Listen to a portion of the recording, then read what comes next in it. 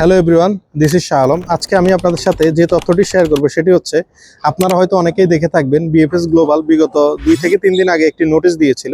সেটি হচ্ছে লিগ্যালাইজেশন সংক্রান্ত। বিএফএস গ্লোবাল যে ইনফরমেশনটি দিয়েছিল সেটিতে হচ্ছে, আগে আপনারা যারা বিভিন্ন ক্যাটাগরিতে ইতালিতে ভিসা আবেদনগুলো জমা দিতেন, সেখানে আপনাদের লিগ্যালাইজেশন করে ডকুমেন্টসগুলো জমা দেওয়া লাগতো। যারা স্টুডেন্ট হিসেবে আপনারা রয়েছেন, তাদের জন্য বিএফএস গ্লোবাল সুস্পষ্ট বা একদম স্পেসিফিক কোনো তথ্য সেখানে দেয়নি।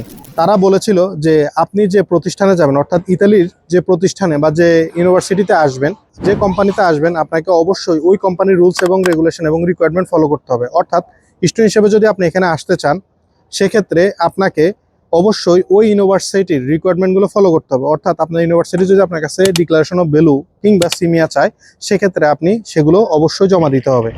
কিন্তু ভিসা আবেদনের ক্ষেত্রে এম্বাসির রিকোয়ারমেন্ট অনুযায়ী যে বাধ্যবাধকতা ছিল বা কম্পালসারি ডকুমেন্ট ছিল লিগ্যালাইজেশন, সেটি এখন আর লাগবে না। সেগুলো আপনি অ্যাপোস্টাইলের মাধ্যমে সেটা স্কিপ করতে পারবেন।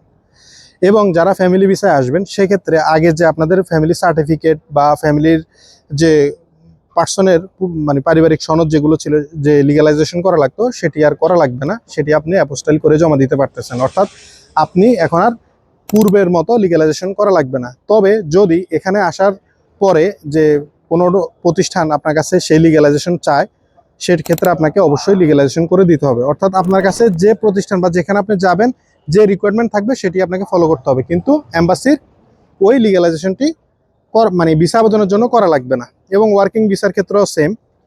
তো আমি এই ভিডিওর সামারিতে আপনাদেরকে একটি কথাই বলতে চাই, আপনারা ইতালিতে অবস্থিত যে প্রতিষ্ঠান বা যে ইউনিভার্সিটিতে আসবেন, সেখানকার রিকোয়ারমেন্টগুলো আপনারা ফলো করবেন। যদি আপনার কাছে সিমিয়া চাই, সিমিয়া করবেন, লিগ্যালাইজেশন চাইলে লিগ্যালাইজেশন করবেন।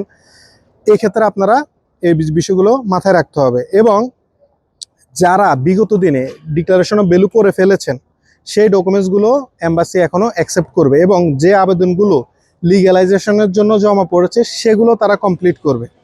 সুতরাং আপনারা হতাশ হওয়ার কোনো কারণ নাই, যে কনফিউশন ওই জিনিসের মধ্যে পড়ার কোনো প্রয়োজন নাই।